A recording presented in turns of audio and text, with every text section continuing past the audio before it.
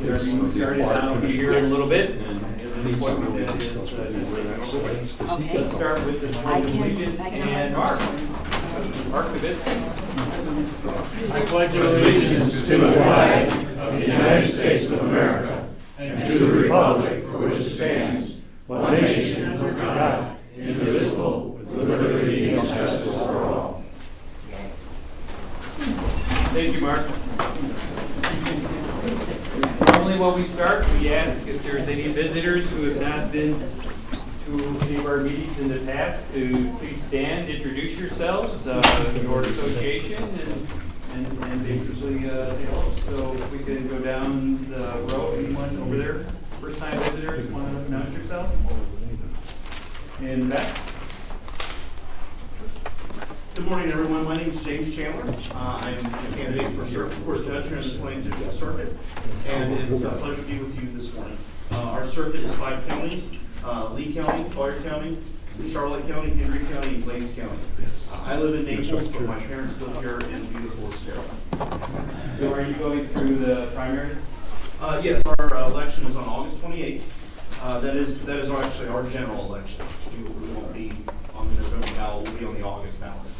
And I'd be happy to talk to anyone after the meeting, answer any questions. But I don't want to take up your whole meeting. Could you just give us his name again? Sure. James Chandler. Okay, thank you. Yes. All right. Anybody else?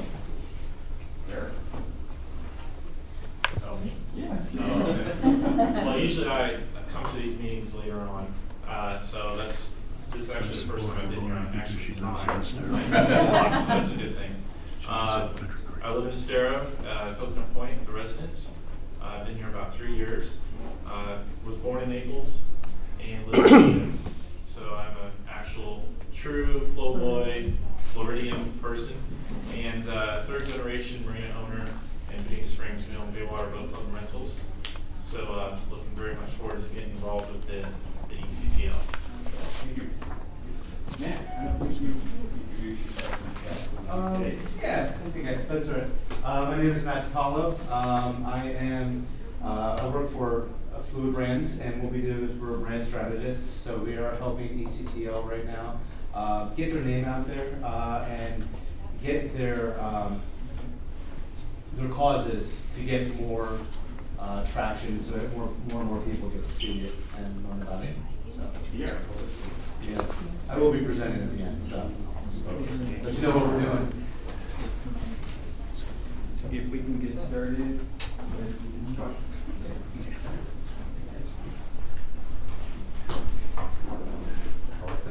This is Alexis Rothring with St. Carlos Park Fire Protection. Good morning, everyone. Good morning. All right, so a few things to cover for you guys from San Carlos Park. The first being that we have had some major repairs done to some of our fire stations from Hurricane Irma.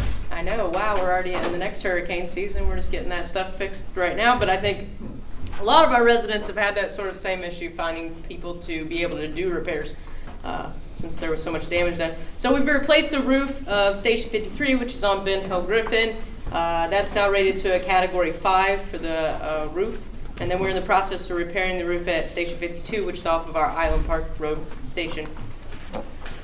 We are currently beginning our 2018-2019 budget process. That will include hiring 3 firefighters as well as 2 administrative staff, as well as a construction project for Station 54, so our 4th station on the west side of Oriole Road at Alico Road. Lee County's flood mitigation is underway, and many of our areas have been improved, so you can check what's going on in this particular area if you go to leegov.com/IRMA/flood. If you just went to the LeeGov page, you would very easily be able to click over to the flooding information. There's quite a bit for this area. Last updated in late June, so they're in phase 2 right now of their flood mitigation plan for this particular area. We also had a great showing at our San Carlos Park Parade, so if anybody came out to that, we have over 2,000 people that attended the parade this year. It was a really, really great event. We are 1 month into hurricane season. How many hurricanes have we had? None. 2. Oh. All right, we're 2 in. All right. That's quite a few at this point, usually. So if anybody is interested in any community that's in San Carlos Park Fire District and having a hurricane preparedness seminar, we're happy to come out, myself and the fire chief, and conduct that for you, get you prepared. It's not too late. We're not in the peak. Peak is September of hurricane season, so you have a little bit of time. And then we're going to be holding a CPR AED class on July 18th at 9 a.m. over at our station. Still, I think about 6 spots left in that. And the cost is $40, so you can call the station to register for that class. And that is all I have, unless you have any questions for me. Where's the new station going? At Oriole Road and Alico, That's, near Three Oaks Parkway. okay. Is more familiar with that? So Alico Road obviously runs the same way as Corkscrew, so that's going to be your next major. It's going to be on that. Lee County Public Safety assist us in determining the locations of our stations, and they determine with their data that that's going to be the best location to try to shoot our response time to under 4 minutes.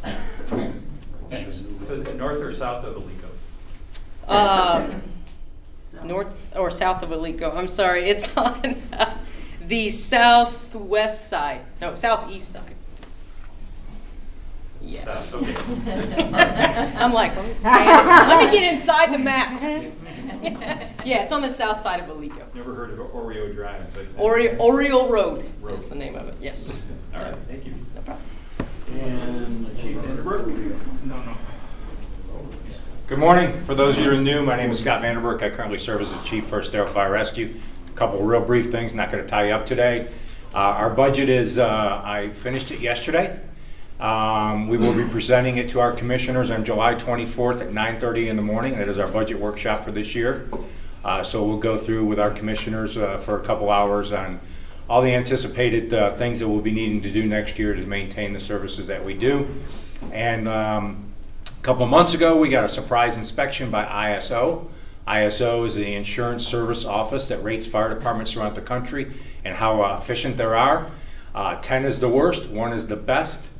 We are a 2. We got a 2 3 or 4 years ago, and we got a letter in the mail the other day saying that we will remain a 2, which is very exciting for us because the insurance rating plays a large part on commercial, bringing commercial to the area, but it also does help out in the residential neighborhoods. There's only about 1,400 fire departments in the country that are a 2. So, you know, San Carlos, us, Benito, we're all in that category, which is very exciting for this area to maintain that. I'll leave it open for any questions or anything that's going on in Estero Fire Rescue. There is a controlled burn, I'm understanding, controlled burn at where the Wild Blue development is going in. Yes. How do I know that you know it's under control? I can answer that in 2 different ways. I had a couple calls yesterday from Wildcat Run, said that the smoke was blowing into their subdivision. I drove out and checked on it, and it was under control. We do not actually control that. San Carlos does. Wild Blue is San Carlos Fire Department, north of Corkscrew Road, so that project is maintained by San Carlos. But I did go out there and check with our residents to make sure that it was under control, and it was. They were burning several piles for that new development.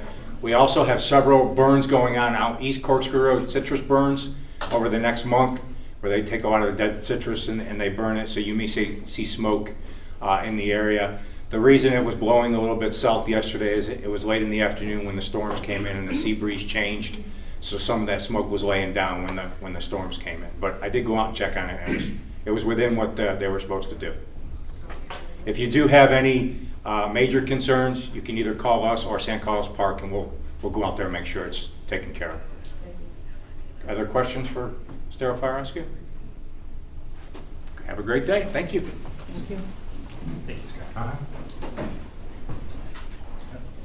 We have Mayor Bosch, Jim Bosch, with the Village of Estero here today. So, Mayor Bosch.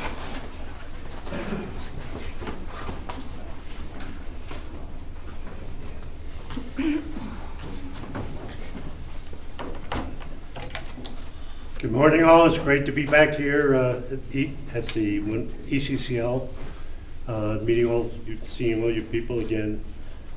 Before I begin, though, I'd like to tell, I know I get a kick out of it, I know you get a kick out of hearing a story. And so I have a little story to tell you. And the story goes that these two nuns were just coming back from a meeting with the bishop. And they're walking along, and the names, and I'll tell the names for anonymity, is that one is Sister Mathematician and the other is Sister Logical. So they're walking along, and all of a sudden Sister Mathematician says, "You know something, I think there's a man following us." And Sister Logical said, "No, why would he be following us? You know, we're nuns." So they continue walking along, and Sister Mathematician says, "That man is still following us." So Sister Logical says, "Well, let's see. Let's walk a little faster. Let's run almost a little bit and see if he follows us." And sure enough, he does. So they come to an end of a block, and so Sister Logical says to Sister Mathematician, "You go left and I'll go right. And one of them is going to be safe. Get back to the convent and make sure you call the police and see if we can make sure we catch this guy." So Sister Mathematician goes left, Sister Logical goes right, and sure enough, the man starts running and goes after following Sister Logical. So she's frightened, so all of a sudden he catches up with her, and so she says to him, "What do you want?" He says, "You know what I want." And so she says, "All right." So she lifts up her cassock, her skirt, and all of a sudden she gets to the before she does that, she gets back to when she goes back to the convent, sister says to her, "So sister, you're back here. You're almost back here as quick as I am. How come?" She said, "Well, it was simple as this. He said to me, 'What do you want?' I said, 'Okay,' and I lifted up my skirt, and it's logical. A woman who lifts up her skirt can run faster than a man with his pants down." So that's what Sister Logical. The one thing I did want to point out today is that I know we listed that I would be talking about the CIP, which is going to be very important this year, because the capital improvement program we have directed in 5 years. We will spend $120 million on doing things for open green space, fixing the roads, and doing everything else. And that would be a participation of other entities, FDOT, the county and so forth, where our requirement and that financial requirement would be approximately $70 million. So it's an in-depth study which will take, that one alone will take longer than 15 minutes, so I don't want to get into it until we put the time properly. So I wrote to Don and Peter and told them that I would be willing to come back in September where we can put the proper time so I can give it to you, as well as the budget. We're finishing with our budget, and I'm sure there's going to be a lot of questions on that. So if we can focus next meeting with just the capital improvement program and the budget, I think you can probably get some very good answers and direct answers, and you'll know where we're going. So this morning, the first thing I want to say to you is that at our council meeting, 2 things that I'm going to discuss today on Wednesday came up. And the first thing is that our finance director was awarded a certificate of excellence from the Government Finance Officers Associations of the United States and Canada. And there are only 1,600 people who awarded this award. And they have a whole group of criteria that's necessary in order to get it into this circle, and then they rate to make sure that everything is done right. And so I want you to think about this here. Here we are, a 32,000 little small community, and our community, that's you and our people who work for us, and our finance director gets recognized nationally for the way we are operating our budget and operating the city. So I think if sometimes you have to see, you meet Lisa Broderson, you'll be willing, you should say to her, congratulations on that. They'll be announcing in the paper, and that'll be coming up. So I did want to bring that up. Make sure when you see Lisa, you say to her that congratulations. So the first thing I want to talk about, and I'm happy that I see Chris here today, is the concept of unfunded mandates for a municipality. So most of you know that I was a mayor in Connecticut before I came down here. And at one point, we don't get a lot of state subsistence in Connecticut. And at one point, while I was mayor there, we got a notice that we had to implement a special education program. So we had no idea what it meant. And what it meant ultimately was our budget at the time was probably $40 million, I don't remember, but what it meant that we had to build a whole new school, get a whole new different classification of teachers, disable all those facilities in the school and everything else, and it amounted to between I don't remember exactly, but it was a large amount of $5-8 million, which is almost 20% of our budget. Now, if you're into budgeting for municipalities, you know 2% is high. And so we were, and at the state we had a group of municipalities that were an organization of 159, and we fought for 2 years, and we had the state legislature put in a bill that they could not put anything into our municipalities that required any legislation that required funding for ourselves. We call that unfunded mandates. And it's a very common thing now around the country today about how, what capabilities the legislature has to do in the cities. And so the concept of this SRO program, in my opinion, is even bigger than the problem, which is huge.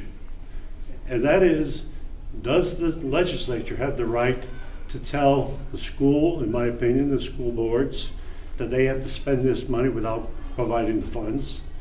And certainly, it is an indication if that continues to go on, the next step is they will be telling the cities that you have to do this without putting the money, and we'll be into unfunded mandates, and there's the sorriest and saddest circumstance we could have, because just an increase of 2 or 3% on a budget is big for any company, and I feel for the school systems. And I did speak with people from the school board, and I was told that the cities will not be impacted. But just to carry that on, it's unfair. And I think my recommendation for the school people is to group together, go to the state and say, hey, if you're going to put legislation that's going to require us to have more money to be spent, you provide the money, otherwise we don't consider that a legislative necessity. So I think that's something that's important to point out, you know, that in my opinion, the school is really in a box. They put their budget together, and now all of a sudden it says you got to spend extra money to do these type of things, and I don't think that's appropriate. And I would strongly recommend that, again, as I told the school board, I think they should be thinking in terms of grouping together statewide, going to the state in the next legislative session and say we don't want to do that. The next thing I'm going to talk about is at our meeting on Wednesday, we undertook the tree ordinance, and I would just like to comment the process that we have for ordinances and for any type of legislative municipal acts that we're voting together is that we first put in a first reading, and then in 2 weeks generally, it comes back for a discussion and vote on what we're going to do and how we're going to react.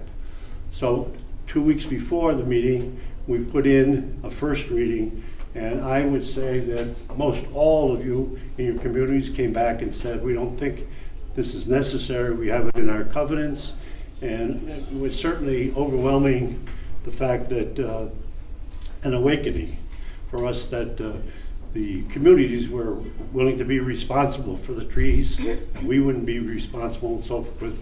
And so that that second reading and vote was turned down 7-0. So I want you to know that that isn't done. By the same token, I would like to mention that we have a counselor who was on our board here in ECCL, Howard Levington, and we have just finished with a comprehensive plan, which we started here in the ECCL, took a lot of time and a lot of effort, and we ultimately finished it off here.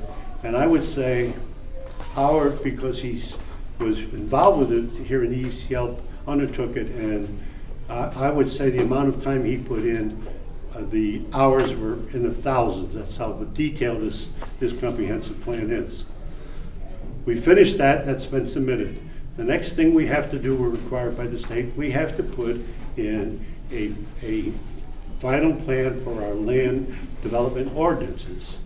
And Howard is a land attorney, and so unfortunately, or fortunately for us on the council, Howard is willing and is working now on that particular program. And what this means is that there's a list of things that we have to address to put ordinances for our municipality in a formal document that has to be submitted to the state, and we'll go back and will become the document that we have. One of the things that listed in it is the trees. What are we going to do about the trees? Are we going to put an ordinance and so forth and so on? And so ultimately, the communities and everybody's going to have to sit together and say, okay, let's look at this here. What type, how do we want the legislation in the city to be? Do we just say nothing? For instance, one of the counselors said that one of his thoughts is one of the communities in his district, the developer came in and knocked down all the trees in a preserve, which is, as we all know, totally against all the preserves regulations. And so now what do? Well, if we don't have any type of legal ordinance or anything in place, they can do whatever they want. So we all have to get together as intelligent people, put some ideas together, and down the road, talk about this and find out how you want the tree ordinance to come together so that there's some type of legal action that will be taken on offenders. So that's the important thing. At any rate, it went down 7-0, so the council was all in agreement with the communities. By the same token, I would say, as you know, last year we ran into a lot of problems with the flowways. We had the 100-year flood, and 3 weeks later, the attorney. And so we probably spent about $300,000-400,000 working on clearing up the freeways. And I want to say to you, and I want to compliment you, that all the communities have been contacted, and all the communities did not take offense by this here. All the communities say this has got to be something, got to be done. The concept is that we clean up all those areas and maintain them every single year. A lot of the flood areas that we have will not come to pass because the flowways are going to be free. We do have a problem in that the Estero River has about 2 feet of silt from the floods. And so we are working with the state, DEP, we're working with the county, we're even working with the federal agencies. We've got to raise, it looks like it's going to be about $2 million and we don't ever talk about dredging anymore. For what reason, I have no idea. But we also now have to say we have to remove 2 feet of silt from the Estero River.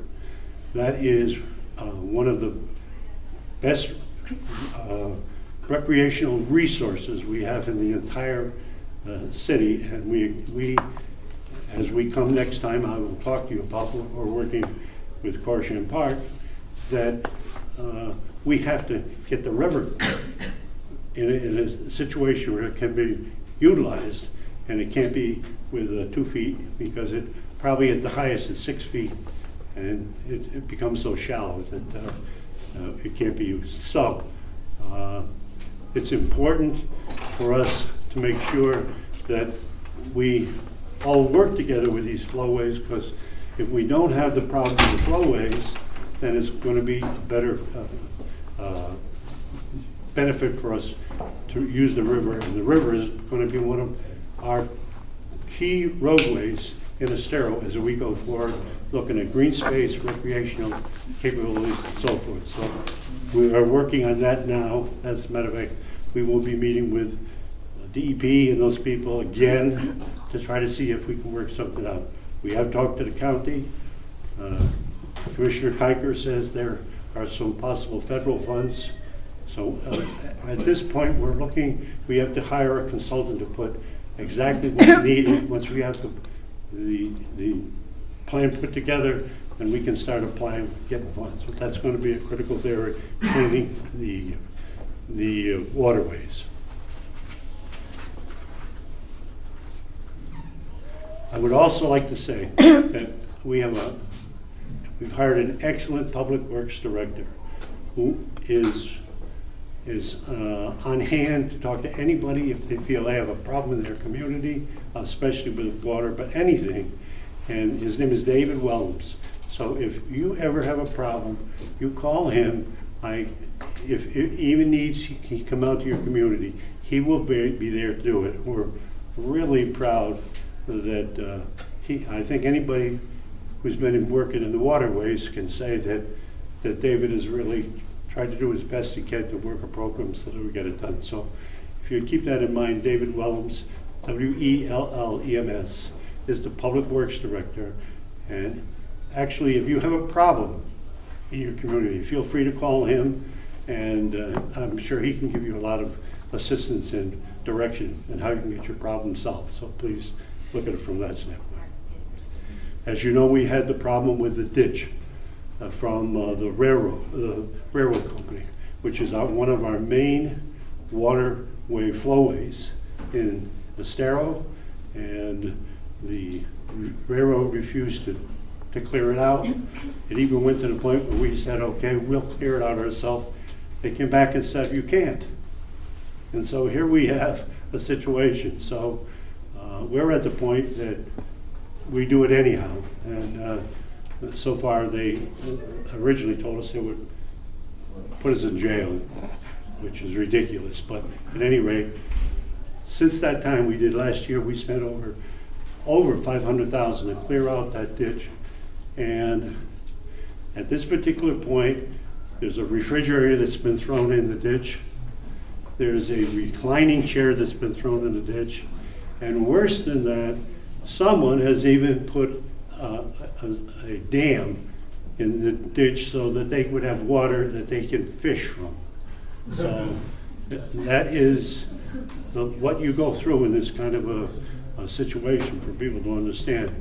So we have to be constantly watching those things, and we do have, especially the people up on Sterile Parkway are definitely conscious of this and looking at it, reported it. But we even have problems then going to CNX and saying there's somebody that, well, you can't go in there. So we have taken a different approach that if we have a problem with that ditch, but please, if you see anybody doing anything in those flowways, let us know, and we will contact those people and tell them this is part of our plan. I think you're going to find it's going to be a lot different next time we have any time, because you're going to see the waters, we've gone through every single flowway in Estero. There is a problem even with in Bonita Springs with one of the areas that we had, and even that community is willing to work with us to see if we can get the flowways run through. So I think that's a cooperative effort that we all have to be working on. We're concerned. If anything comes up with that, make sure you call David and say, David, this is the problem, and he or Randy Broderson, who's involved with that too, will get that corrected. So that's important. And finally, I want to talk to you about Sterile Parkway. After 2.5 years, and I should say to you, it's important to point out that when I was on the ECCL, we started with the concept of that you cannot have Walmart come in and have sidewalks that are not contiguous. So it's a pretty simple thing. Bill Williams was on the committee with me, and we went to the county and we said, you gotta contributed for the sidewalks and so forth and so on. From there, it just got blown out to catastrophic figures. And so the best resolution that we could come up with is that we're going to stay, we're going to narrow the road by half a foot, and we're going to pave the road, and we're going to put sidewalks and a bikeway on the Sterile Parkway. The program has already been decided at this point. It's now under design. It'll take to probably October, November to finish with the design. And between the neighbors and us, we have agreed not to do the work on the Sterile Parkway until after the season. So probably be late spring, early summer next year. And it'll take about 4 or 5 months, 6 months, hopefully, to get the project finished. And so it's done. What we're going to do for the people in Cascades and the people in the reserve is that we are going to give them 2 options to cross the road. The first option is if they want to go through the median divider across the street, which we have a lot of people thinking that's not the best thing for them.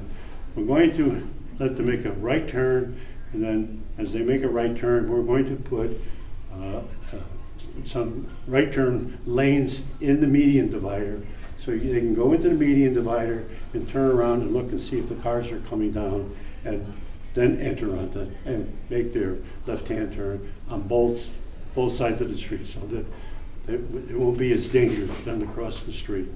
So that's underway. That's been decided.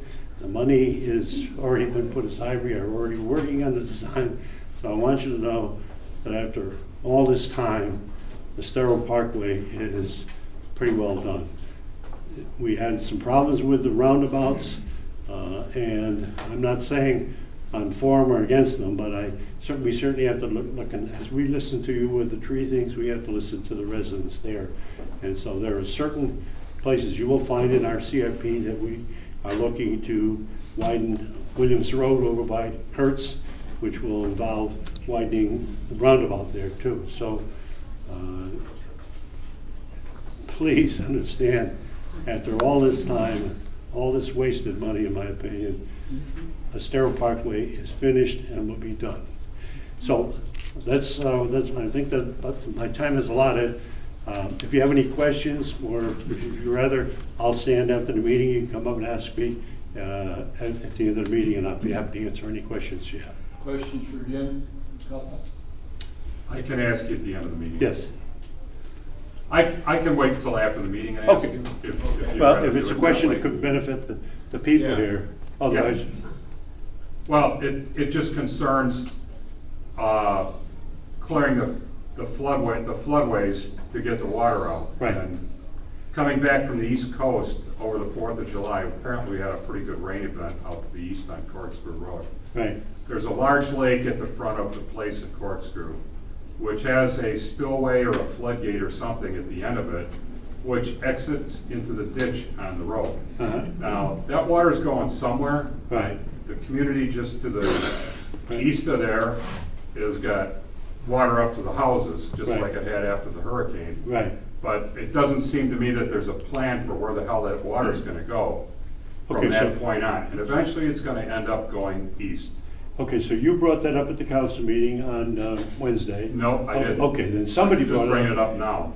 Somebody brought it at the council meeting on Wednesday, Okay. and we immediately brought that person together with David, and they will be working on that. They probably are already working on that. They probably have already gone out and taken a look and see where it's going. It's a However- county issue, obviously. Yes. South Florida water management issue. However, what the message that I'm giving to you is to everybody. If we have, you Right. see there's a problem with some type of a watery swale or something like that, get back to David, because we're trying to put a plan together where all the waterways are clear, so when the flood comes, remember, the floods are gonna happen for 2 reasons.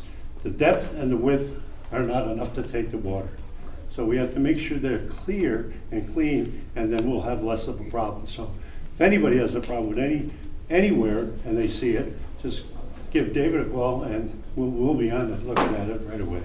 Thank you. Thank you, Jim, appreciate it. Really quick, Mayor Bosch, thank you. I'm a newcomer, I've only been here 4 years, and I appreciate all the hard work that we became a village and all, and the style of the buildings and the look. Whose job is it to make sure they clean those tiles? Yeah, so I have to say that all that began right here. I'm sure, and I applaud And anybody who's been here that for that those ground years. was laid out. Yeah. They did the hard work, we're doing the easy work, we're just Okay. following up to make sure it gets done, but But the I tiles on appreciate some you. of these beautiful buildings are Yeah. jet black. And they're gonna stay that way. I And would that's say the we way have. They don't need to clean them, is my comment is they don't need to clean them. Yeah, well, two things I would say to you, and I'll talk about the next thing, is our real point in the next 5 years is we've got to buy some green space. Because the concept of putting a cinder block on every blade of grass is so against most every resident in Estero, they'd rather us pay a little bit more and have green space. That's, you'll see in our budget, we've done that, and that was outlined in the original plan that we have. Don't forget, the comprehensive plan started right here Thank you, Jim. Very much appreciate your efforts in putting together a good report. Next item on the agenda is a introduction, and is Jane Kuckel around here? I don't. She's here. There he is. I'd like to ask Jane to introduce. Jane is, I think all of you know, a longtime member of the Lee County School Board. And she's retiring at the end of this 2-year term and has recruited an outstanding candidate to replace her. She would like to take a minute to introduce that gentleman. Jane? Thank you. Thanks, Don. And thanks for allowing me to be here. It's always an honor to be with this group and to express our appreciation for everything you do, not only for Estero, but for the whole county, and especially now in the arena of education. And that's what I'm here to talk about, because as we know, so goes the school, so goes the community, everything, your property value, being able to hire skilled employees, being able to attract businesses here that are high-wage businesses, all of that comes together. And unfortunately, in the political arena, which the school board is because they're elected, we're always last on the ballot to be selected. So make sure when you're filling out your ballot, you turn it over to the back page, because sometimes that's where it is, but it's critical. What happens to our schools. We are on the way to high-performing schools, and the mantra has always been world-class, and we can't do that without keeping the momentum going on the school board too. So as Don mentioned, I've been on the board now for 14 years. I'm unable to run again, and I have done a lot of research of the candidates that are seeking this position, and I'm here to introduce my favorite, which is Dr. Nicholas Alexander. I have known Dr. Alexander for about 15 years. When I was first on the board, the board had 5 members and we had 5 advisory committees. And each board member is a liaison for 2 years to one of the advisory committees. And I was the liaison to the Finance Advisory Committee.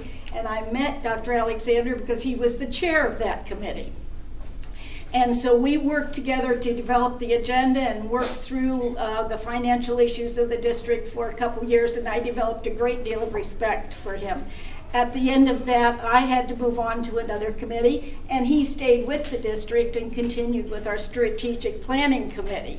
So he is not new to education. He didn't pop up as a school board member. He has been involved. He has 3 children that have gone through the public schools. I'll let him tell you about that. One is in med school, one's on their way to med school, and the other is headed to college next year. So Dr. Alexander brings a lot to the table. Right now we have a mixture of people on our school board, 4 of which have an education background. We have 1 member that has a finance background, 1 member that has a law background. But if you think about the school district, I think most of us think about it in the way of a mom and pop organization, because you all went to a school and you knew that school and the principal. But indeed, the Lee County School District is a big corporation. It's a $1.5 billion corporation, probably the largest or close to it in Southwest Florida, and manages 3 subcommittee components that are larger than most companies in Southwest Florida. A $65+ million transportation system with 700 and some buses on the road every day, a $65+ million food service operation serving 82,000 meals a day at an average cost of $2.85. McDonald's would be thrilled to have that track record. And a multi-billion-dollar construction and maintenance program. So we're about education on the surface, but we also run a business. And I'm very impressed and have stayed in touch with Dr. Alexander because he's such a smart man. And he has good business, not only successful experience, but good business acumen. His focus has always been wherever he's been. And he was a high-level executive at GE back when I knew him then. And it's always been efficiency and operations. So I'm going to give you a little bit of his background, turn it over to him, and I'm sure you'll feel the same way that I do. I smile thinking that he might be on the board. We need that balance on our school board, and we need him because he cares about education. He cared 15 years ago, and he still does. He has a bachelor's in mechanical engineering, a master's in business administration, a doctorate in management and organizational effectiveness. He is a 6 Sigma black belt in data-driven strategic planning. That's not the black belt you think of, but it's about strategic planning. And he has certification in change management. His management and leadership positions include vice president for customer strategy, excuse me, and operations with Comcast. He was the executive director for operation improvement and PMO with Hertz, and executive director for operational and risk management with General Electric. As I said, I've known him for 15 years. We stayed in touch that whole time. And while the above credentials are important, my encouragement for him to become a school board member is because I know him to be extremely intelligent, a very successful business leader with expertise in efficient operations, which is what every business needs, and especially the school district, as large as we are. He is a superior problem-solving solver and a phenomenal husband, father, and a good steward of whatever he takes on. So with that, I introduce Dr. Alexander.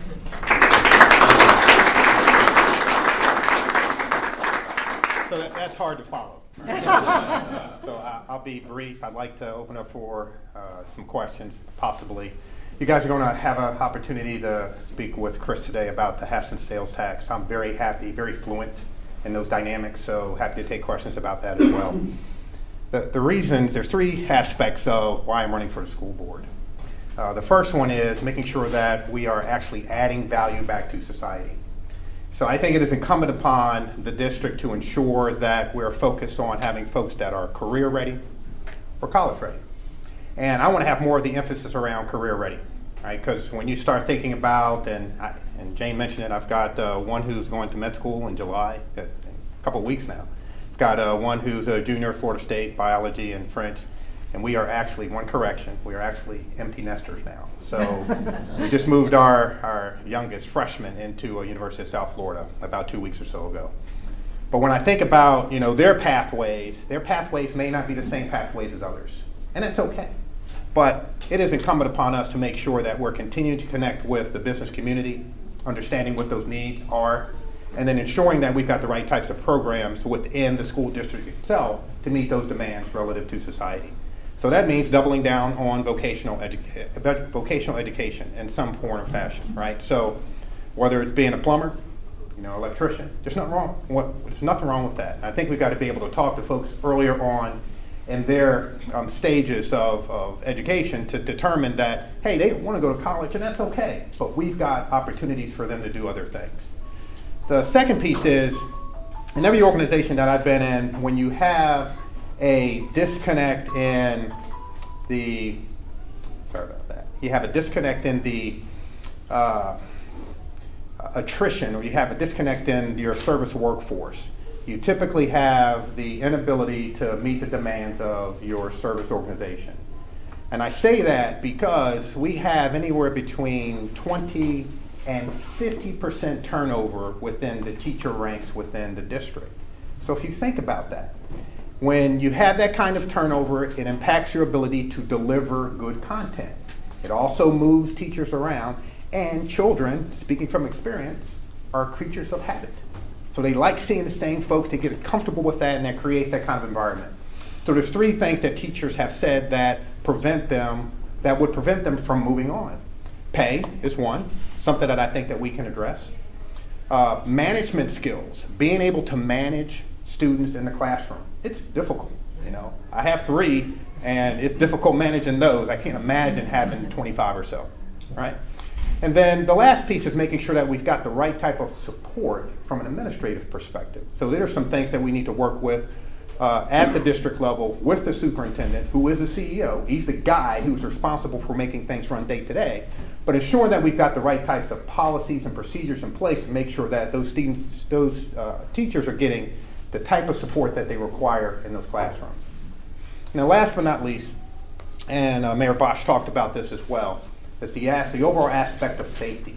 So it is incumbent upon the district and the school board to make sure that all personnel and all students are safe.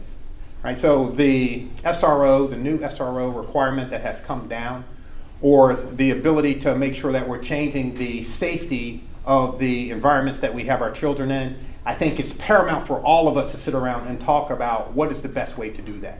Now, it's incumbent upon the board itself to make decisions by talking to the municipalities, as well as with the sheriff department, who was extremely well informed about how to ensure people are safe, and then coming up with a plan. My personal opinion is that SROs are important for a couple of reasons. One, they're trained in law enforcement. So I don't want teachers having to take on another set of training associated with providing law enforcement and safety to our students. I want them to double down their training and focus on how to deliver good content. Second piece is those SROs, school resource officers, they have the ability to look around the neighborhoods and understand what's happening in those neighborhoods and make sure that we're heading off issues where required. And they're empowered to do that, and they have specialized training associated with delivering this kind of support. So I think it's incumbent that it's very important that the district determine that we've got a consistent and sustainable path to ensure safety is paramount. I think SROs are a part of that. I think we've got to have at least one in every school. There's a couple schools that are pretty big. You probably need 2. And then secondarily, I think you've got to be able to make sure that each one of the municipalities work in concert with the district to make sure that we've got a very good approach to what safety means. So I am running for this position because I believe I have the professional acumen and know-how to help the board. The last organization that I've been in was a $4.7 billion organization. I was one of 7 executives on that in that region.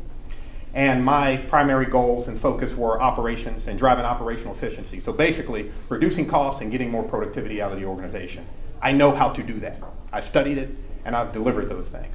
So again, I ask everyone to get out and vote. It's coming. August 28th is the time. I ask folks to get out and vote for me. Thank you.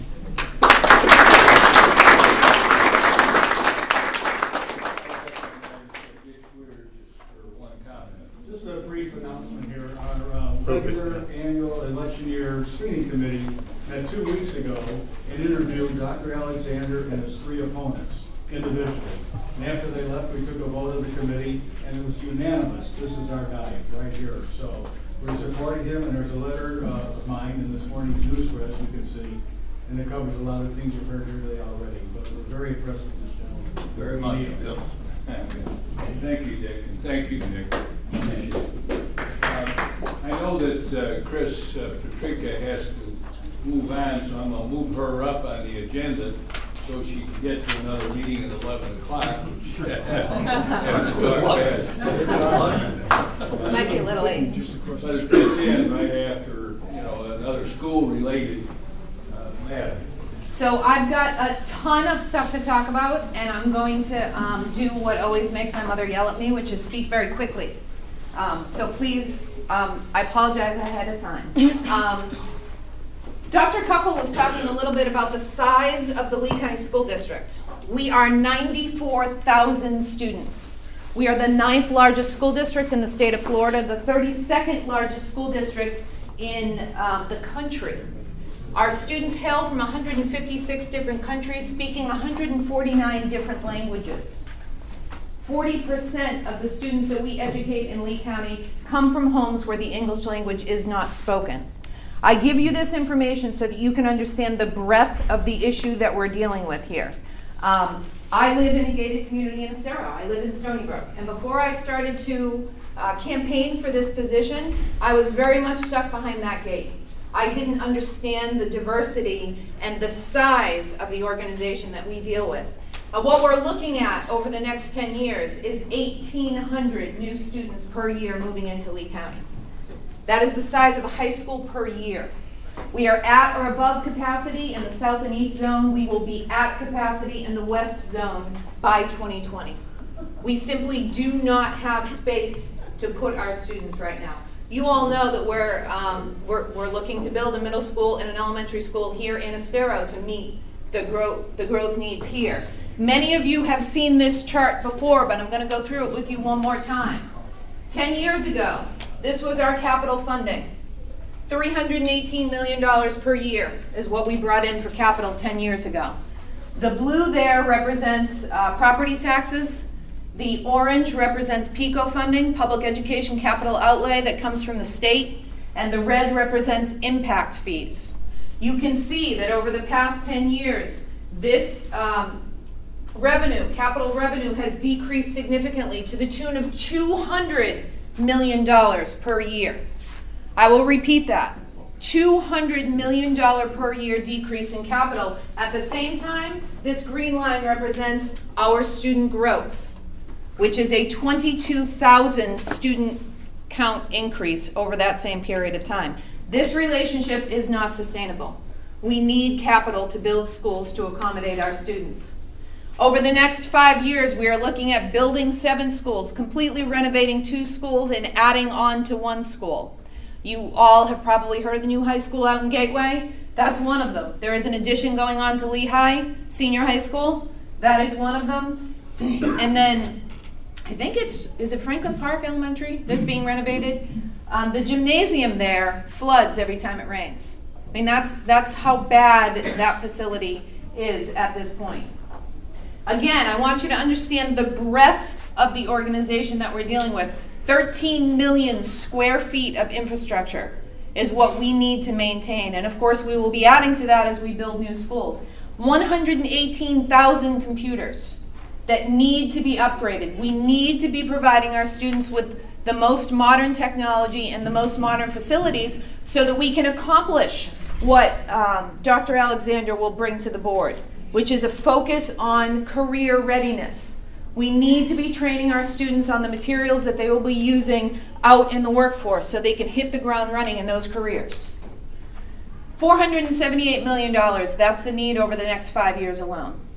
No matter how far you stretch a $118 million capital budget, you're not going to meet a $478 million need. One of our staff members, Dr. Carlin, she's been here before, you've met her.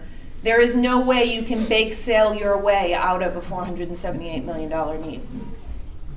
Now, what happens if we don't get an additional source of revenue? We're looking at more portables. Have you all seen 3 Oaks Elementary?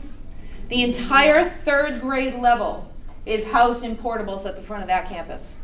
That is a safety issue for many different reasons. It is a safety issue because of Irma. Think about Irma.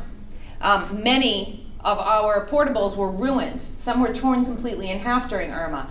In addition, those students have to be evacuated from those portables if there's a tornado warning or a severe thunderstorm warning coming in. That is repeated interruptions in their learning day throughout the year, and 3rd grade is the first year that they are tested at the state level. And it's not a good learning environment. Think about people moving into this area. I'm a parent. I moved here 6 years ago. I looked at the schools. I don't want to choose an area that has portables all over campus for my kids, right? It's just not attractive to people moving to the area. If we don't get an additional source of revenue, we will have to borrow more money. Right now, we pay between $50 and $54 million a year in debt service out of that $118 million capital budget. Now, I know that sounds like a lot, but understand that our credit rating is equal to, actually not equal to, it's better than the average school district, not just in the state of Florida, but across the country. We are doing a good job managing your money. We are able to borrow at low rates because we are doing a good job managing your money.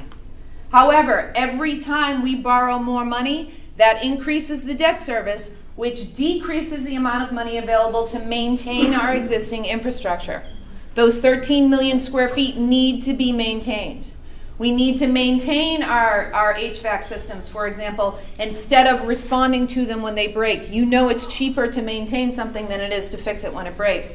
And as we borrow more money, that's less money available for maintenance. So we're going to have brand new, squeaky clean, beautiful schools in parts of the county, and then we'll have rundown, dilapidated schools in other parts of the county.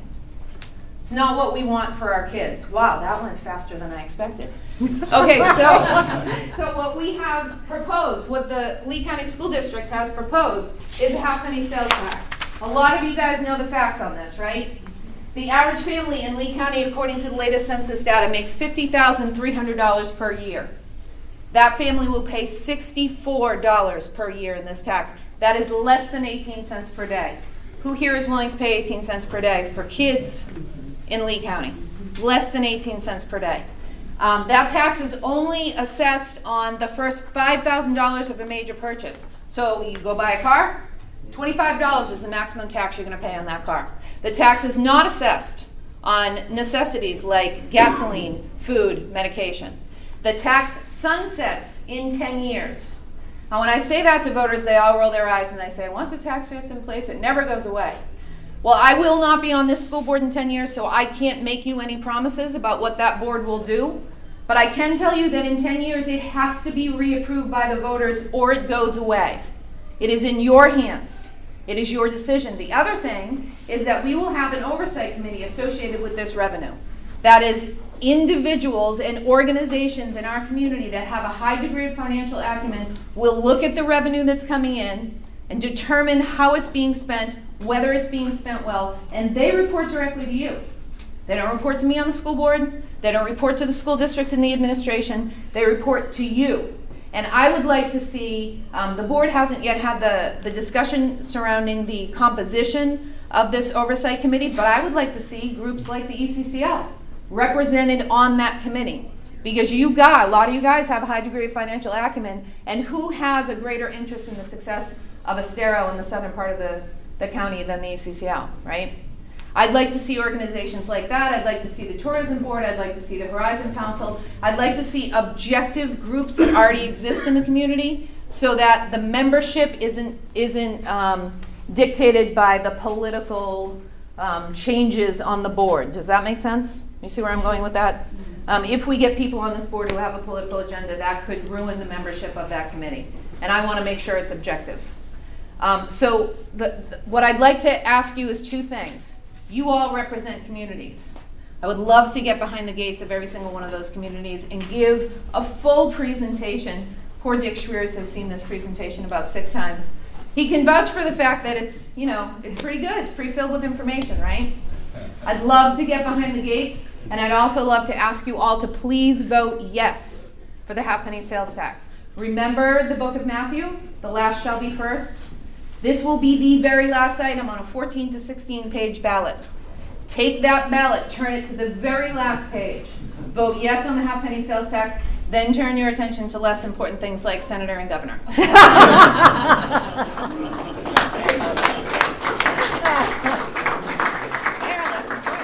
They are less important than our kids, I'm sorry, but I believe that. I believe that. Jim Shields couldn't be here. He had death in the family, but he's the one that asked that we bring this before the ECCL to see if ECCL would vote to endorse the 1.5% sales tax. Dick, do you want to give a report again on the committee? We still have more candidates in order to. No, I'm talking about candidates. I'm talking about the sales tax.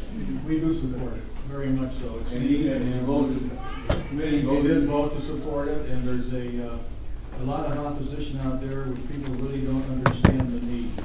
And I think there's a lot of blame going around on this board for things that happened with prior boards. And these people we got the right people on the job now with Chris and Kathy Morgan and a few others. With Dr. Alexander on there, they all mesh together with different skills, they bring different skill levels to it. So we do support it. Do you want to make a motion? For the ECCL? Yeah. I make a motion that the ECCL support the 1.5% sales tax for the school district. Is there a second? Bob King seconds it. Now, only the members and alternates of the various communities can vote on this. So I just like to see a show of hands of all of those in favor. Just a little clarification. As you said, it's representative or alternate, not both if one from one community. Okay, so one vote per community. One vote per community. Yes. Yeah, right. And we put the August ballot just. No, I'm sorry, sir. This is November 6th. Okay, I think that should be in the motion. So I'd like to see everybody raise their hand that who are in favor of the resolution. Yeah.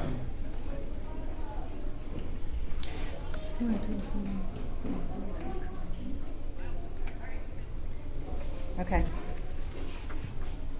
Okay. All opposed? Okay. Oh, I love you all very much. Makes it easy. Thank you, Chris. Can I do my Clayton Simmons thing? May I do a quick update from Clayton Simmons, the principal at Estero High School? Estero High School is extremely excited to earn an A grade from the state of Florida. This is a testament to our talented students and our amazing teachers and support staff. We achieved huge gains across the board in language arts and reading, as well as algebra and geometry. We also made considerable gains in biology, college and career acceleration, and graduation rate. We are looking forward to the upcoming year and are thrilled to be working with the Village of Estero to continue to raise the bar for our students. And I will give a last plug and say Dr. Alexander will bring this district to the next level. Thank you. I got to run.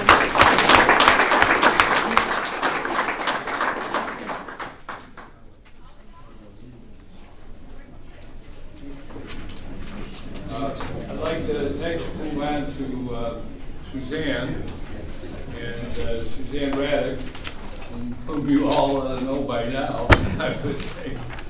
And Suzanne has been working with us for 15 years and the health facilities, and in particular now she's reporting on the certificate of need for the hospital. And so with that, Suzanne. Okay, thank you. So I just have one slide today, and I just wanted to show a picture of what's happening with the CON appeal process. As you can see, it's a rather complicated diagram. There are actually 8 challenges that have been filed between the various parties, and as you can see where they all go. Now that's the bad news. That looks kind of ominous. But what's happening right now, an administrative law judge has been assigned to the case. His name is Garnet Chisenall. I don't know much about him, but he apparently has done this before, so it's not his first rodeo. He will have all of these cases consolidated into one, which is good because that means there will be one hearing that will hear all the various challenges. The hearing will likely be scheduled for sometime in late 2019 or late 2018, so November, December, or January 2019. And that hearing, I don't know how long it will be scheduled for. The judge will make that determination. So right now, I can say it's somewhat of the calm before the storm. Everybody's sort of getting their teams organized, and the discovery process will start. We'll be having to produce documents. All parties will be producing documents, and there will be depositions that will start and take place over the course of the next several weeks. So that really is all there is to talk about as far as the hearing. And I guess the one thing I have to, I've had a couple phone calls recently, people asking what they can do to help promote the Lee Health Hospital. And unfortunately, there isn't anything actively that a citizen can do. In fact, I have to encourage you not to call the judge or email the judge. That did happen the last time we went down this road, and we got a little bit into trouble for that. Had to, really apologize to the judge for that. So there isn't, it's discouraged and actually prohibited for people to try to influence the judge. And so you're just going to have to be patient at this point. And I will tell you, though, that Coconut Point is on target with our development, and I recently toured Nick Bedos through the facility. And I think he's not here today, but I think if you talk to him, he would definitely tell you that when you walk through that building, you think you're in a hospital. That ER, you couldn't tell that you weren't at Health Park or at Gulf Coast or some other full hospital. So we will have the ability to take care of our community when we open in December. That place will be open and rock and rolling 24 hours a day, 7 days a week, and it will be there for you. So even though it is frustrating for people to hear that the hospital will be, a decision will be put off, there will be an opportunity for you to all have your health care taken care of. Most of everything that you would need will be in that Coconut Point facility. So I'm open to any questions about the process, the hearing. Yes, ma'am. Right. Just reading the paper, the only real argument against the bed tower or the latest suit is that we'd have overcapacity for the population here, and that the cost for healthcare would escalate as a result of it, which doesn't quite make sense to me. But is that the only anti-argument, or is there something else? It depends on whose side you're arguing. So yes, the arguments that have been presented against Lee Health have to do with our size and market position in the community. The HCA application and I'm not sure what the other arguments were on NCH and Physicians Regional, but they said that we were too large and that there wasn't we were a monopoly in the area. The arguments that NCH and Physicians Regional have made against both applications is that there isn't justified need, that the arguments that we gave, that travel time and availability and access, they dismissed with their experts. So, so you've got a lack of arguments, or lack of need, no justification for additional beds. There is the issue about market share that everybody will argue about, that will take away business from existing providers, that will cause financial distress to those providers. So that's kind of the basics of all the arguments. Wouldn't Tallahassee have dealt with all those issues before they endorsed the matter? Well, they did, and they said approve both facilities. And the judge is going to... The judge will have to sort it all out. Yeah. So there'll be more experts and more testimony and evidence presented. You mentioned to that we're involved, as you know, we're involved. Two things. First of all, there are no new arguments that are basically coming up with hearings. It's the same old that all competitors come when we have a hearing. So my personal opinion is that both permits are going to be, but it'll take a year probably to get through all that stuff that's going through. So it's just basically Collier County is trying to prevent Lee County from getting a better medical situation, and so that's what's that about. So I wouldn't be bogged down into this is all a brand new thought process and so forth, the same old argument. But most important, when we went down and met with people when they opened the facility for showing us different things that are down there a couple of months ago. One of the things that Larry Antonucci stressed was that they're going to have a nice coffee and sandwich type of cafeteria there. And they're also going to encourage independent people to come in and play instruments and so forth there. And they want this to be a public place for all of the, especially Estero and Bonita Springs residents, to feel comfortable in going to and meeting people and being entertained, because they feel strongly once that happens that if an emergency circumstance comes up, it's not going to be a question anymore. They're going to say, gee, it's a place that can get the thing done quickly. And keep in mind that in season, there is no hospital we can get from Estero in 20 minutes. And that is the key number for heart attacks. And now we'll have a facility that'll be open in December that is really almost going to specialize in heart. They're going to have a floor for heart. That problem is going to be solved. And if that is one of the most important things that we're going to see out of this whole situation. Wonderful other capabilities, but the fact is that you often wonder, especially as a mayor, someone says, I have a heart attack, where can I go? You have to tell them, right now there isn't a place you can go to in 20 minutes. So you have to go to some of the local urgent cares and hoping they will be able to do that now with the new facility that they have there. One quick question. This facility is planned to open in December. Yes. Will whatever the judge decides have any negative effect on that opening? No, no.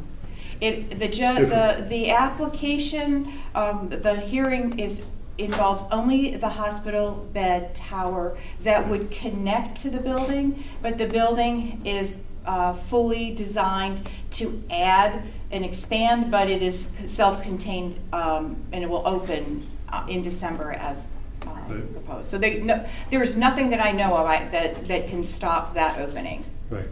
I think one of the unique characteristics of the 1,000+ page application that we helped file was the healthy aging components. There's about 10 or 12 different specific sets of services that are unique, with a focus on how do you age in a healthy manner and ways to help people to do that. One thing that is kind of curious, Suzanne, is that the HCA application has some mental health components to it. Has there been any thought about any kind of additional mental health There's always capabilities here? Yes, we recognize there's always need for behavioral health. The HCA application was more specific in not addressing behavioral health in a more broad aspect. It was specifically designated as a Baker Act receiving facility, which is when you Baker Act, it's an individual that is deemed to be an harm to himself or others. It's very specific, a 72-hour hold that the person must be committed for 72 hours. So that's what they, and I'm not saying there isn't a need. I don't really know. I haven't done the research to know if there's justification for that type of a bed in the area, but that was what they were proposing to be as a Baker Act receiving facility for their, I think, 10-bed unit. But it's unusual actually in their application, the state approved 70 beds for the HCA application, and they actually, when they turned their application in, they had requested 80 beds, and then they would turn 10 of the 80 into the Baker Act, the receiving facility. And I don't know how that stands, and I don't know what that means that the state approved 70 beds. They didn't address the 10 psychiatric beds, and I think that will actually have to be sorted out in the hearing. Thank you very much, Suzanne. You're very welcome. As you know, I probably won't have much of an update for several weeks, but as soon as we know when the hearing will be scheduled, we'll definitely send out a little notice to everybody so that you can keep on top of it. Thank you. Thank you. Thank you. Next on the agenda is Jim Kuckel, talking about the community planning elements that are underway at the present time, or wrapping up, or getting started. All right. Okay, before we start, I'd like to ask you a question. How many of you people ask yourself, why am I here today? Is there a reason? Usually outside someplace else or doing something different? I would assume that you're here because you like your community, you like where you live, you want it so that it's going to be prosperous and continue in the direction that you've been happy with in the past, or you wouldn't be here. Well, I'm going to follow up on what Mayor Bosch said. What happens? It doesn't take place by itself.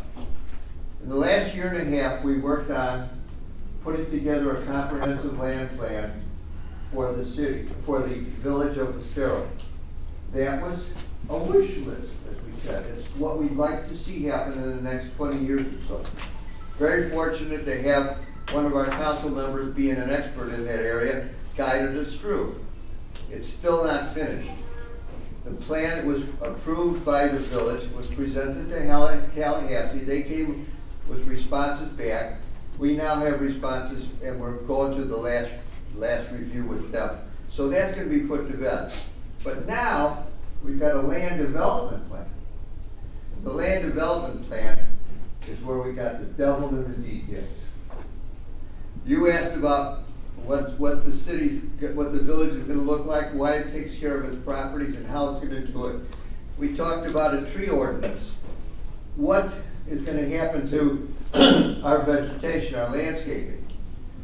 What rights does a person have on his 5-acre property? Can he do anything he wants with his trees, or does he have to have permission for somebody to tell him he can't cut a tree down? Well, those are very complicated questions. But here's the most important part about it. When I said, why are you here today? Because we have to have your input for the devil in the details for the land development code.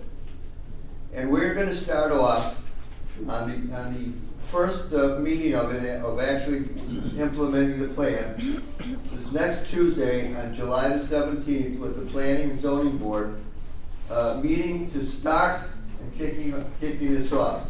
This is basically an outline of what's going to take place in this coming year. And some of the things that we discussed, as an example, is what's going to happen with the streets. What kind of standards are we going to have for streets and corridors? Vegetation preservation and maintenance in existing and new projects.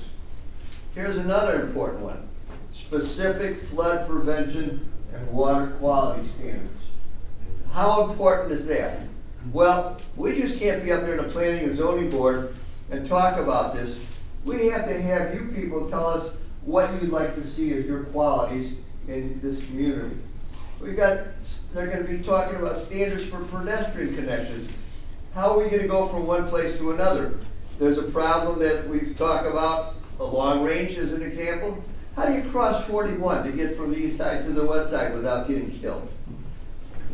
So the connectivity index is something that's important. How are we going to have cross-access requirements, external access requirements, parking standards, bicycle standards, landscaping standards, green building standards, energy conservation and alternate energies, water conservation, tree protection, urban agriculture, LEED buildings, building materials, recycling. All of these things are the devil in the details. And they're not going to happen by themselves, and they're not going to happen by a board sitting to these experts telling us what they want. We want to hear what you want. So I'm asking you, please, start looking at the agendas for the Planning and Zoning Board working on this plan. The first one is going to be this next Tuesday. I encourage you all to be there. If you're here today, you've got an interest, bring the rest of your friends with you that have further interest, and let's keep on making Estero what it is. Thank you. Questions or comments? When and where is the planning and zoning meeting? It's on the 17th, I know that, but what time? 5:30. Where? Village Hall. Any other questions for Jim? Thank you, Jim. We kind of skipped over the community input section, so I'd like to go back to that. Each month, when we meet, we have an opportunity for those of you who are here to bring to the group concerns that you have and the members of your community have. So are there things going on in your area that ought not to be going on, or things that need to be addressed in your section of the community? That type of thing.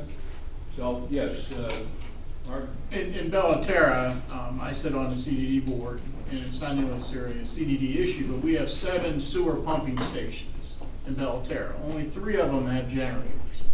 So during Irma, we got pretty lucky because 90% of the people had left. That, you know, up north it's gravity fed, down here it's all pumps. When the power goes out, there's no electricity to pump the crap away, literally. And so Lee County's got to come in and put, you know, feed the generators with gasoline and everything else. And they kind of did that, but only 3 generators for 7 stations. And nowhere in our codes do we have backflow preventers on our individual sewers. Okay, so maybe that's something we need to do in the code, number 1. But number 2, the CDD sent a 2-page letter to Lee County Water and Sewer, say, hey, come talk to me.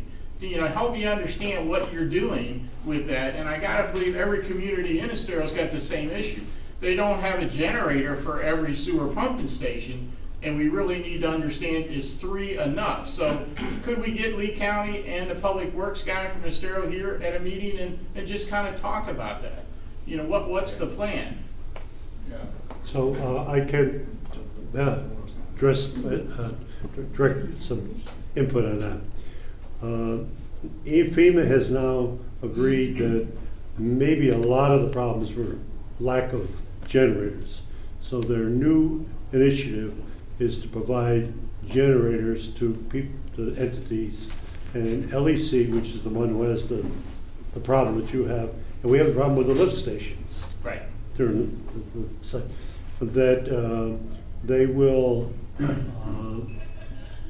secure enough generators for all of the situations. But it's important that you get to David and say, David, you know, I spoke to Jim, and he mentioned, or Steve, about the problem we're having. We need a generator or 2 generators or whatever you need, and we'd like to make sure that that's listed in your application as you're going forward with Lee County and FEMA, and make sure that those generators are there to make sure. So it's already in the works, and we're filing, and it's a good point. Because we don't get any response back from Lee County Water and Sewer. They kind of think they're above, yeah, they kind of think they're above responding to us. Unfortunately, I would say the county sort of has a problem with that situation. So we're on top of it, and anyhow, you should be going to us anyhow and saying, we got this problem. Nobody wants that kind of stuff. We're definitely, one of the things that we're hoping to do is get 1 or 2 pickup trucks with generators on it, so that, and retrofit those lift stations so that we can do it on a daily basis, as what happened in the hurricane, waiting for them to come, which was a total catastrophe. Because it becomes the CDD problem when they overflow into the streets. Yes. We got a big time problem in a storm sewer. That should have been addressed. So we're in the process of looking now of what we believe we should be proactive, not reactive. Well, that's what we were trying to do too. So it's an excellent point, and matter of fact, we were just discussing it yesterday, so I won't mention to Steve, but you mentioned it to David. Let's see if we can get that. Talk to David, and I'm sure because there was a study done, the village did a study after Irma, you know, about the impact and all that kind of, that should have been part of it. And if it wasn't, then they ought to be adding that to the list of projects that they want to address in order to prevent future problems. Yes. The other issue we had in Belterra after the storm was FEMA supposedly through the county picking up the damaged vegetation afterwards. We ended up spending about $200,000 removing trees, removing brush from people's yards. We had damage to the landscaped areas in the community, that to the grass from the piles of debris standing up there.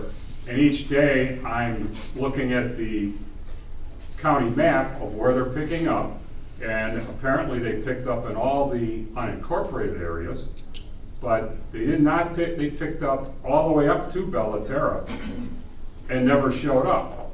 I mean, one day a truck showed up with a lift on it, and the guy went up and down on the lift, it pulled in front of my house, went up and down on the lift, looked around. Well, I found out that was FEMA looking to see if there was any damage to the trees, which had already been cut up and were laying there. So, you know, I don't know whose responsibility it is, if it's the village's or whatever, but they never came around, and they said they cleaned it all up. So we haven't been asked for any. One thing I want to say, we are so Or elated. the master board. Yeah, we are so elated that the communities work together on this water flow thing. It's terrific. Everybody said we got a problem and work together. You are not alone. If you have a problem, come down to the village hall. You got a public works director, you got Steve, you got me, you got anybody who will say, we got a problem, let's see how we can solve it. The Don't county stand- had that input thing, the community had Well, to register. all I can say to Yeah. you, my personal I agree. opinion is not to count on the county.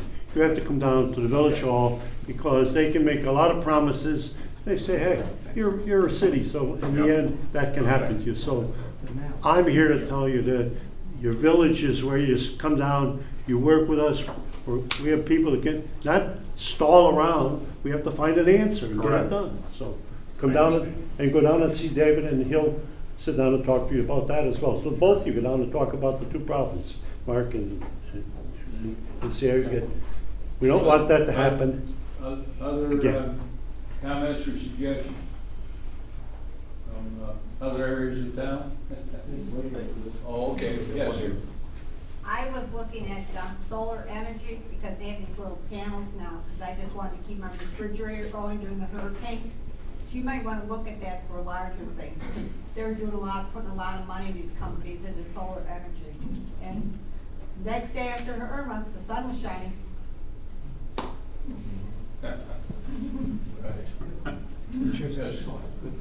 Just quick, I live in Estero Place, which is on the corner of Three Oaks and Corkscrew.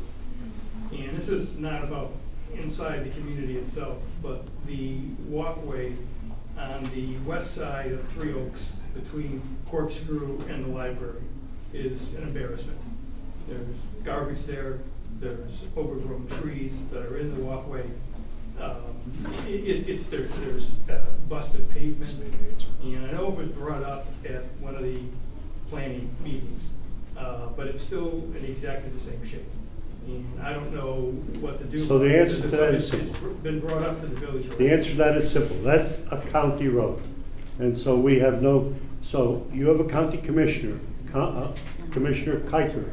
Something like that happens, get on your internet, make sure you're covered with your writing in an email, send him an email and say, we have a problem at this particular point. Could you please get me an answer how we can get this solved? His name is K-I-K-E-R, Commissioner. And then, if you don't get something solved, get back to me, and I'll contact him. Probably good to take a picture too. Send me a copy of your correspondence to him. I will. Other comments or questions? Okay, moving right along, the next item on the agenda is Pete, for your environmental report. Are you even talking about birds? Are you even talking about birds? Yep. Yeah. Thank you. I wanted to talk about 3 issues today. They're all on this print, so I'll just point them out so that I can go on with the rest, but I just wanted to point them out. There is Corkscrew Road is right here. We'll be talking about Troyer, the proposed Troyer mine, which is right here. The old Corkscrew Plantation mine, which is right here. And Verdana, it's a proposed, well, it's actually, basically it's an approved residential development, which is right down here. It's approximately 1,425 homes. And it's across the street from the place at Corkscrew.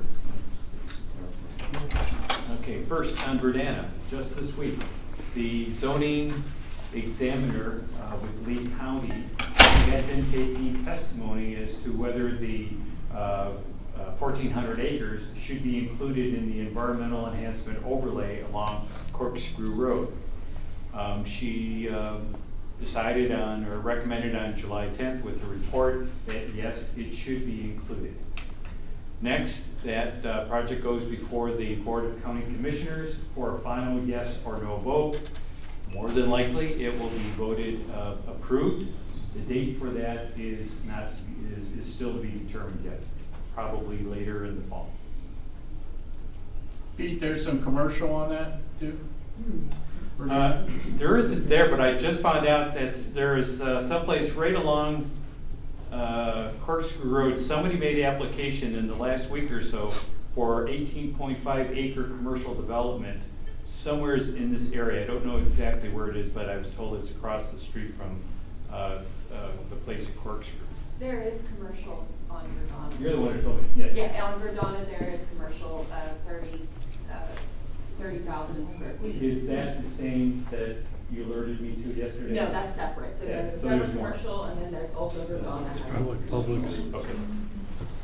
I don't know where it is other than in Right this at the little- front. Wait up here? Mm-hmm. Okay. Yeah, right along Corkscrew. Okay.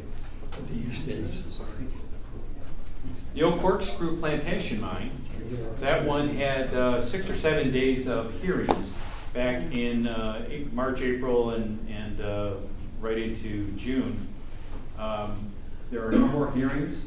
Everyone who has had a chance to speak, hopefully they went to one of these hearing dates.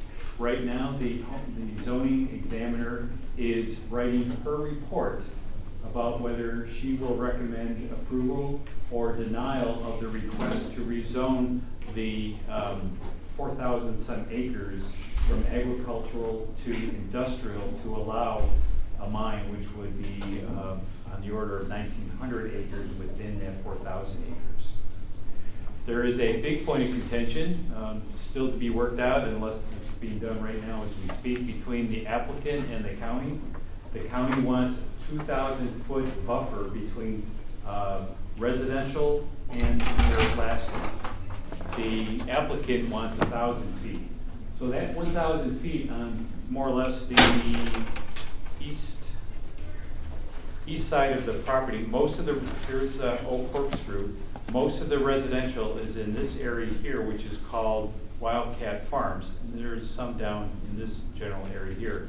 But the difference of 1,000 feet, from 1,000 to 2,000 feet, would be in this area here. That is quite a bit of area that would not be mined or could not be mined if the county gets its way. So the two parties are negotiating that quite a bit.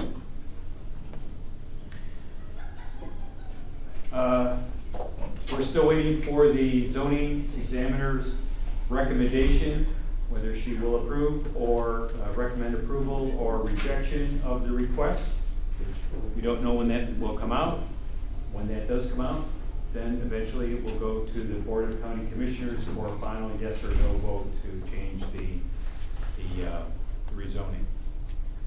The other one, which is ongoing right now, is the Troyer Brothers mine, not miners, sorry about that. The hearings started in late June. They went 4 days, the last week of June, the 24th to the 26th or 7th. And they were continued until Tuesday, July 31st. That's roughly 3 weeks from now. So if you wanted to speak or voice your objection or support for the Troyer mine, You have until July 31st to do this, if you haven't already done so. A couple of things, three things that have come up in the commonality of the objections was, one, the mine is not needed. There is plenty of mine capacity in the mines. Let's go back here. All of the purple mines in the general center here, which includes the Youngquist mine, which straddles Lico Road. There's a lot of evidence that says that there's plenty of material in these mines, and that this mine is not required, the Troyer mine. The other thing that came up quite a bit was the applicant's hydrology information. The surface water conditions there is suspect. A lot of the data that was thrown around was thought to be incorrect, or at least loosely handled. The other thing that came up quite a bit was, gee whiz, and we have evidence of that right here. The county always allows some sort of amendment to the lead plan to go through. They never say no. Let's look at this. We have an area that is supposed to be agricultural, and now we want to turn it into a mine. Not the first time, it's the second time. The same thing just happened with Old Corkscrew Plantation. The county planning staff works diligently with the applicant, and bend over backward basically, to try to come to some sort of agreement that is both agreeable to the county and to the applicant, instead of just saying, no, this land was zoned agricultural and that's the way it should be. Instead, they will make one change after another, a condition as they call it, or they'll allow a deviation until finally the applicant gets most of what he or she wants. I note that the county's own land development code says mining operations by their very nature are incompatible with most other uses. And we can prove that right here. If you look on this map here, it's hard to see with the lights here, but here is the Troyer mine. Here is the Old Corkscrew Plantation mine, as I've shown you. This strip of land right through here, right in the very center, is a Conservation 2020 site called the Imperial Marsh Galloway Tract. On the other side, this whole big piece of property here is called Imperial Marsh. It is the mitigation conservation area that the airport had to restore for putting its new terminal or runway over in this area. So the county, and the Port Authority is owned by the county. The county has paid millions of dollars to restore this area. They paid $13 million alone for this Galloway tract, and by the way, the Galloway tract also includes a little parcel down here. So the county's millions of dollars into conservation in this area, and now they're thinking about putting a mine in the middle of this. I don't know, seems kind of silly to me. But in any case, as we go forward, if you want to speak before the Board of County Commissioners, when this eventually comes to that, you must first speak before the zoning hearing examiner, and your opportunity is on July 31st at 9 a.m. If more people want to speak than there is time allotted for, they will move, or they will add additional dates in late August. August 28th and 31st are tentative dates right now. But if you really want to get in there to say something, now's the time to speak on the 31st so that you can speak before the BOCC sometime probably in the fall. Any questions about anything? Yes? When these meetings occur, just personally, I don't have a lot of expertise in this area for sure, so to speak to it. Been to a lot of them, I know all about it. Yeah, so is there a way that you could get reps and alternates to show up on that day with signs or something to show a voter dislike with this idea? And probably wouldn't, that wouldn't go over very well with the zoning examiner. That's basically a quasi-judicial proceeding. Okay. In this case, there is a woman, Donna Marie Collins. We're in a room something like this, and we got two different desks, the desk of the applicant, the desk of the county staff. And she listens to people speak about their cause, their objection, their concern, their support.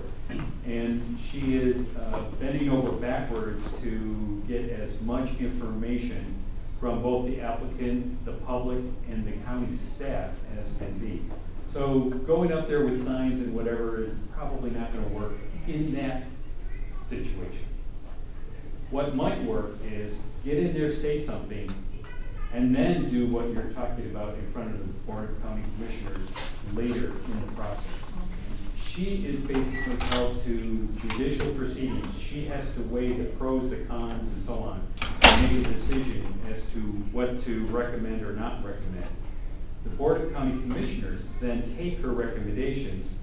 They can be swayed by public opinion because they respond or they answer to the voters. She does not. Well, how can we get you more support? Can we get other people to be groomed to speak to some of these issues? The way to get Estero support is to show up and be there. It is not an easy process. The county has, in my opinion, the county has made it very plain. The public is really not totally welcomed here. Yeah. They make it such that you had to go to meeting after meeting or hearing after hearing and wait your turn to speak. And it can be a very slow, cumbersome, boring process. I tell everybody that so that they know what they're getting themselves into. I don't want to turn anybody off, but that's simply the way it is in Lee County. So if you want to go, you have to put some time into it. We can do things like, I can call you in an hour or two in advance to say, it looks like you're going to be able to speak today. Can you come today? You might be able to do something like that. And then you get the right verbiage. Don't worry about the verbiage. All you really need to do is say, I support, I agree with everything that Kelly McNabb with the Conservancy just said, or Brad Cornell with Audubon and so on. You can just express your support. It gives you a spot to speak before the BUCC. Joe Sally has a Yeah. This is an appeal to everybody here, to your friends and neighbors. We must vote those rascals off of the board for county commissioners. That's it. Plain and simple, because like Pete says, they put roadblocks in our ability to talk to these commissioners. I've never seen a group of individuals, with the exception of one commissioner, who have been so anti-public and so pro-growth development and all this kind of stuff. That's it. I'll shut up. Thank you. I want to make one more point. All these projects that have been occurring out in the DRGR, talk about the place at Corkscrew, Pepperland Ranch, Verdana, Wild Blue over here, Troyer Brothers Mine, and Old Corkscrew Plantation Mine. In all of these, my greatest disappointment is the lack of presence by the village of Estero in basically saying something in opposition to all of that development to the east. All of that development has to come through Corkscrew Road in terms of traffic. And I've asked and pointed out, alerted all of the village people, the staff and council, that such and such meeting is coming up. In all of those projects, the only time that there's been any expressed public opposition to these projects was a half-page letter by Mayor Bosch that was read by Matt Nobles, who's on the village planning staff, right, whatever. So I talked to one or two of the councilmen about, please come and voice your opposition to these things. Look out for the interest of the Estero residents. I would ask you to do the same. And that's all I have today. Thank you. Any other questions before I hang it up? Thank you, Pete. Appreciate it. It's a difficult chore, particularly when you don't see any success. And it's a shame. We had 10 years of county board that supported everything wanted to do. And was very interested in local planning and local control, and that type of stuff. And even planned the DRGR appropriately, but laws can be changed, and they are constantly changed in order to facilitate all of this development, which is never going to pay for itself, even though I think the county believes that's not true. The next item on the agenda is a presentation by Jim Shields on the Educational Outreach Council. And Jim, as I said earlier, had a death in the family, so couldn't be here, but he asked me to be sure and mention two things. One is he's in the process, he and his team are in the process of recruiting 80 teachers to teach junior achievement in the 2nd, 5th, 8th, and 11th grade at our 4 schools here in Estero, the 2 elementary and 1 middle school and the high school. And they're making tremendous progress on that. And so starting late August or early September, whenever school starts again, they will be picking up on all of that. But in the meantime, if there's anybody here who's interested, particularly in the 8th and 11th grade, which is more focused on financial literacy, that type of thing. But your experience in business is useful in any of these grade levels. But anyway, on the 26th of July, the week after next, on a Thursday, between 4 and 5:30, is another one of their 8th and 11th grade training sessions. And it's in the Village Council chambers from 4 to 5:30. And anybody who's interested even in observing how all of this works with the junior achievement presentations in these different classes, I'm told that they really are exciting and enlightening, and that it's great opportunity for the teacher as well as the student. With that, I'm going to move on to Bob King and all of the different transportation components that he and his committee are working on. Thank you, Don.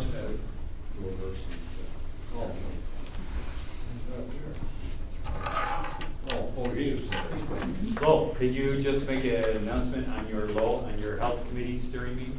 Right. That's when we're meeting. Amongst the agenda items will be recruitment and volunteer opportunities. What was that email that came out? That's a different thing. Okay, well, That's it.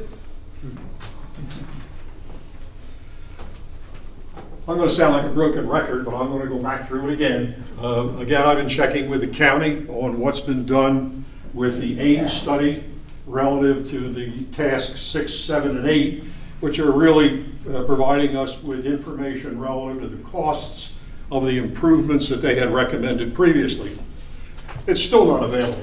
I have no answers for you. Hopefully we'll have something next month. Corkscrew Road improvements, the mayor spoke about that. We currently have, I'm sorry, I was thinking of Sterile Parkway, Corkscrew Road. Received a letter recently from Doug Muir, who is the assistant county manager. He has identified 4 areas for interim improvements to try to address some of the issues right now. One of them is Pinewood Elementary School, the extension of the turn lane on the eastbound side into north or southbound Stony Brook Drive. The next one is the add the southbound turn lane from westbound Corkscrew to the Preserve.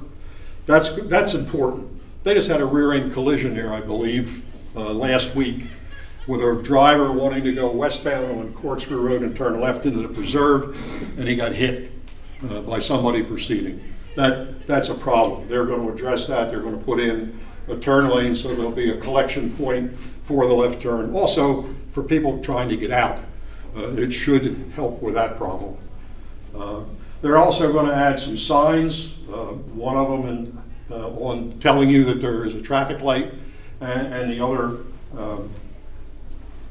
warning, what's the other one? Installing electric speed signs. They're going to try to convince us to slow down by putting up a sign. Probably will work well. Final thing is long-term improvements. We're looking to have the 4-laning put into the CIP, the Capital Improvement Plan for the county, for next year. My hope is, and we need to stay on top of it with the county, my hope is that they're not doing a couple of these little fixes as a way of taking the 4-laning and pushing it further out to the right. That's only going to create a long-range problem for us. Here's a couple of pictures that I took the other day at the entrance of Estero. That was a total stand. You couldn't see through it. That was a stand of cypress and pine trees that was thick enough that there was no sign of a lake. They clear-cut that whole thing. They're putting in the entrance for Wild Blue. This is a little bit further down Corkscrew Road. This is a second entrance. You can see that they've already started to put in some of the stormwater management equipment. They're doing the controlled burn that we had heard about earlier, that Judy mentioned. I couldn't miss an opportunity to when I took the picture, to get the ubiquitous sand truck. And you can see that I managed to get 2 of them in the same picture. Easy to do. Yeah, it sure is. I've seen as many as 5 in a row. It's moving on to the village. That's where we stand right now with the county. If there are any questions concerning what the county's doing relative to the Corkscrew Road area, good.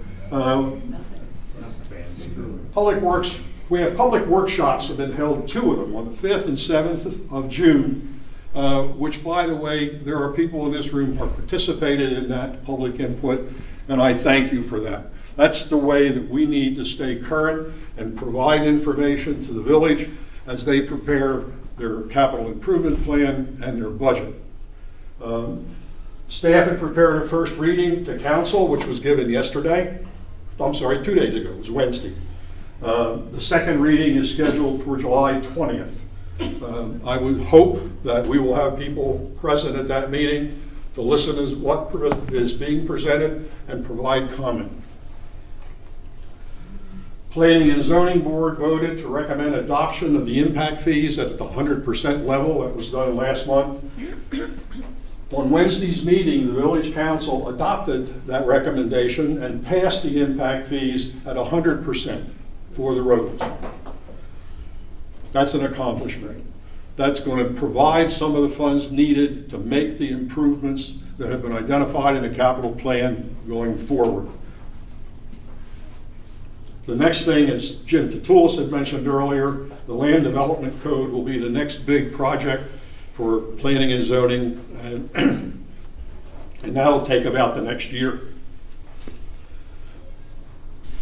The village budget, that process has started. The workshop was held on July the 11th. That was the first presentation. That was on Wednesday of this week.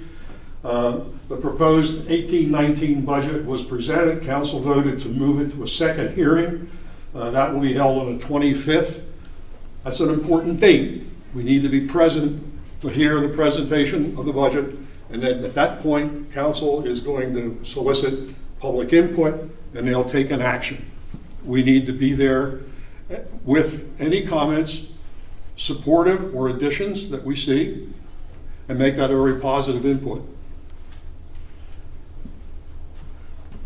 Public hearings on September 5th and the 20th are the 2 required. They're both being held in the evening. This is something that's, most of the council meetings are at 9:30 in the morning during the week.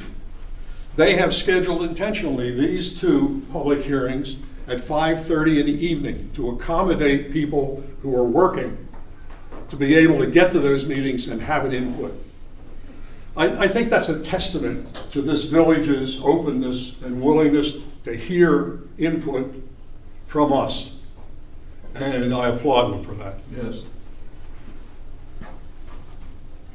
So, 2 public hearings. The council adopted the millage rate. That'll also be done on the 20th. The next meeting for the Transportation Committee will be at Fine Mark Bank on the 19th, next Thursday, at 9:30 in the morning. Can I answer any questions on the material I presented? Yes, Mr. Mayor. I'd like to mention that the underpass, I think, will be getting underway in 2019, summer of 2019. The underpass, I-75. Oh, okay. I noticed that one of the things that was in the budget, and I'll meet with David to talk about it, when that was presented to council by FDOT, they listed a program that added the turn lanes and some work up on the interstate that was priced at about $4.8 million. I saw in the budget that we're preparing, the council's preparing, at $13 million. There's been, something's changed, either the scope of work. So the scope of the program is they're going to have 2 lanes going north. Those lanes are going to be extended 1,500 feet. Right. So that you'll have room to get out now, not as compact. Both, and they're also going to extend, and then 2 lanes going south. Right. With all 4 lanes, no exit and entrances, will be extended 1,500 feet, so that you'll have much longer capabilities of entering and leaving the highway. And there'll be 2 lanes north, 2 lanes south, and 4 lanes east and west. Right. So it'll all go back. It'll be back to the banks. Will be taken out and back to the basic pillars of the thing in order to accomplish it. So a pretty good comparison is if you look at the Bonita Beach Road entrance onto it, it'd be very similar to that, except we're going to landscape it much, we feel, and we're going to spend some extra money in landscaping. I think maybe $1 million or something, landscaping that whole area so we have a nice looking entrance and exit onto. We're also going to do signs in our budget, which I'll bring up in this capital. We're going to spend about $500,000 putting signs and monuments even on the highway and signs at the entrances of all of our areas coming into Estero. One last point, and since Mr. Mayor is here, maybe you can comment on it. It appears as though the improvements that are going to be made have moved from 1819 to 1920. Right. Could you comment on that? Why are they moving it out? Well, the improvements, especially in the Sterile Parkway, it's going to be 5 months to get the design completed. And so that'll be October, November. And we can start in November, but you know the calamity we would have if we start that project in season. So that's where the design money is in, $350,000, I think. And then the money for the thing does not have to be done until the 2019 budget to do the project. No, and they've that actually project, moved it 1 more year beyond that. Thank you, Bob. Matt, do you have any little report? Yep. Thank you. Matt DiPaolo, Communications Director, alternate. Yes. My name is Matt DiPaolo. I'm going to go over the communications report. I just want to go over, we have a partnership between ECCL right now and Fluid Brands, my company. I just wanted to go over quickly what we're doing on how we're helping out ECCL and our future plans. Right now what we do is, as you see in the back, we're filming these meetings, and we're also we also set up the reports of the meetings, of everything we do, everything that goes on with this meeting, and we're also coming up with monthly reports for ECCL, just keeping the pulse on everything that's going on. On social media, we're working with ECCL social media also. We're doing posts once a week. And there's a main cover picture, and every month we're changing that up just to keep everything feeling kind of fresh. So we oversee the newsletters that go out just to make sure that there's some editing and just making sure things are clear and concise. And we worked on the webpage, the ECCL's webpage. We're constantly updating that also. And we're also doing advertising for ECCL, just trying to get the main points out there that are main focus points that we're looking to accomplish in the future with ECCL. With that advertisement, we've also set up a media kit for us to solicit other companies that are board selected. So we're looking for companies that are helping the community that are near and dear to ECCL. For instance, we have approached Lee Health just to see if they would be willing to help do some advertising through us and through our website and possibly through our social media. So Don and I we've had one meeting already with Lee Health, and things seem to go well with them. So we're just looking forward to using this as a way to bring in money into ECCL so we can start expanding and putting money towards things that we feel is most important for us. So, Thank you, Matt. Any questions for Matt? I was going to make a comment, but I forgot what it was. Thank you, Matt. Last but not least, the financial report with Linda Tecco-Roach. I was just going to say, I'm not Bob Lenish. This is a real quick one. Our expenses for the month of June came in at $721. This includes approximately in the vicinity of $500, which is a recurring monthly fee for management of our website. We also had an expense of $150, in the vicinity of $150, which is annual for our post office box. So expenses, as I said, $721 against our big revenue income of $1. So that left us for the month of June with expenses over income of $720. Year-to-date expenses over income are approximately $2,600. I think as many of you are well aware that the income stream into the ECCL at this point in time is really dues from our member communities, and they have all been paid for the year of 2018. So that's why there's no money coming in at this point in time. That leaves us with a cash balance of approximately $14,000. Any questions? Corey. How many members are there in communities? There are approximately 32 member communities in the ECCL, and as many people are aware, dues are based on the number of doors within the community. Okay? Thank you. Any other questions or comments? With that, I want to thank you for coming and for staying. As usual, a fact-filled meeting. Have a good day. I think you want to go see that.